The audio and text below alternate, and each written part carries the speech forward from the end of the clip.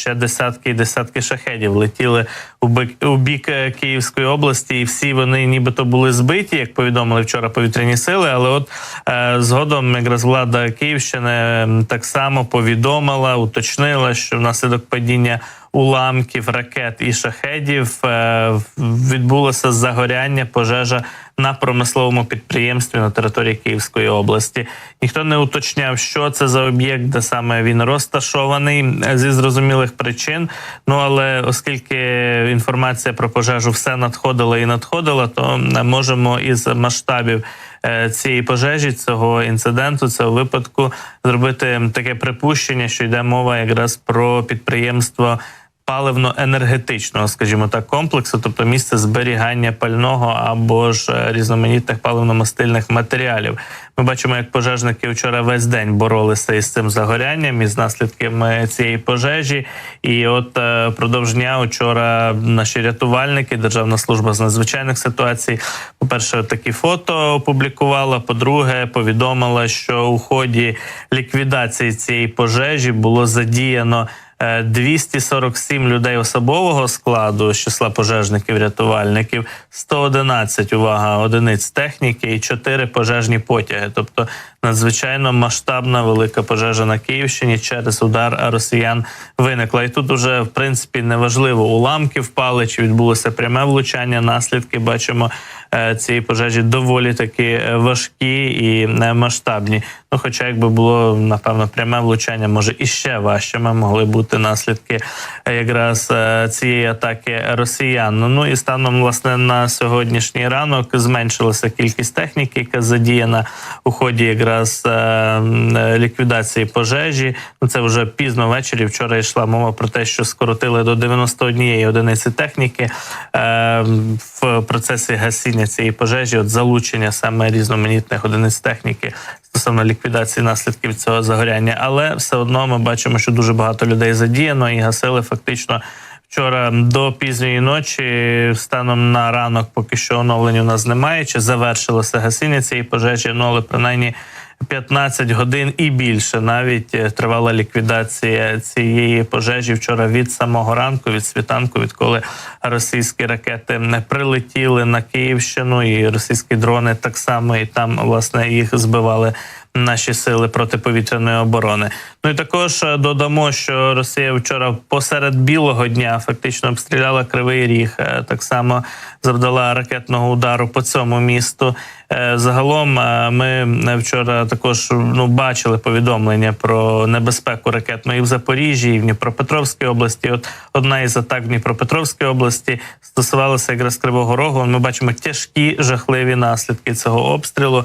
Знову ж таки, ймовірно, що йде мова якраз про застосування балістичних ракет, які дуже важко збивати. Вчора в день, 12 червня, повітряні сили повідомляли про проліт швидкої цілі у бік Кривого Рогу. Ну і пізніше місцева влада повідомила саме про удар по місту, але не повідомляли подробиці спочатку. Згодом стало відомо, що ворог завдав ракетного удару саме по житловій забудові Кривого Рогу.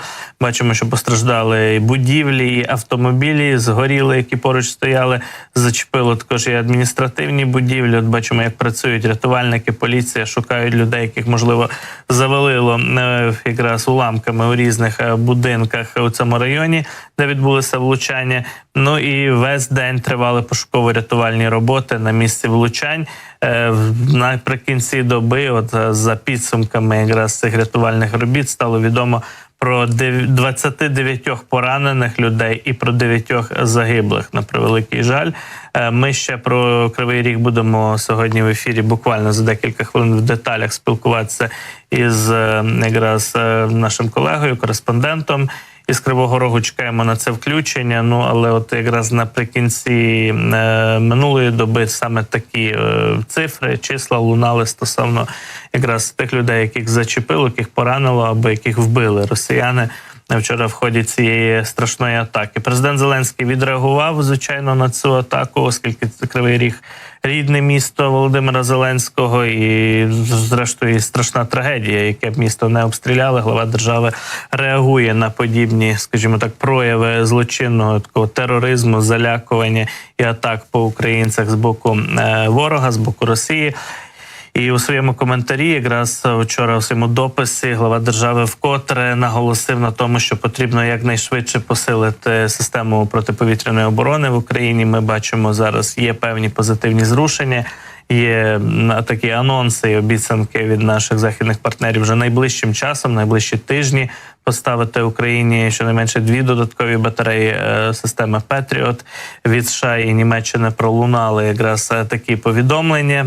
І також генсек НАТО Єнс Столтенберг вчора також обмовився, скажімо так, чи анонсував те, що європейські країни якраз поставлять Україні ще одну батарею САМ-ПТІ, так само потужну систему протиповітряної оборони. Ну, зрештою, ми чули від Італії, від італійського уряду так само подібний анонс. Тому тут ймовірно, що Столтенберг мав на увазі саме наміри італійського уряду, коли вчора коментував якраз підтримку України. І теж до цієї теми, до того, що говорив генсек НАТО, ми сьогодні ще будемо повертатися в нашій міжнародній рубриці. Росіяни ж зараз вкидають через свою пропаганду абсолютно дикі, безглузді версії обстрілу Кривого Рогу. Чому з їх це питання пече, скажімо так, і вони намагаються принаймні на свою аудиторію, далеко, скажімо так, м'яко кажучи, не критичну, людей, які не звикли аналізувати те, що їм згодовує російська пропаганда, от вони їм і згодовують історії про те, що це Україна сама обстріляла Кривий Ріг учора, оскільки потрібні якісь нові трагедії, так, напередодні самітів у Європі. І от РІА Новості та інші ці помийки російські, вони от транслюють абсолютно такі кричущі, абсолютно варварські і злочинні брехні стосовно того, що сталося у Кривому Розі.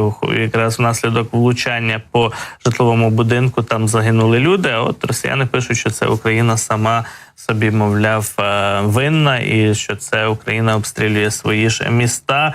Ну, далі там просто деталі цієї версії описані у цьому дописі РІА Новості. Все це переказувати, транслювати абсолютно неможливо і не потрібно, але просто щоб ми собі уявляли і розуміли цинізм, рівень цинізму ворога.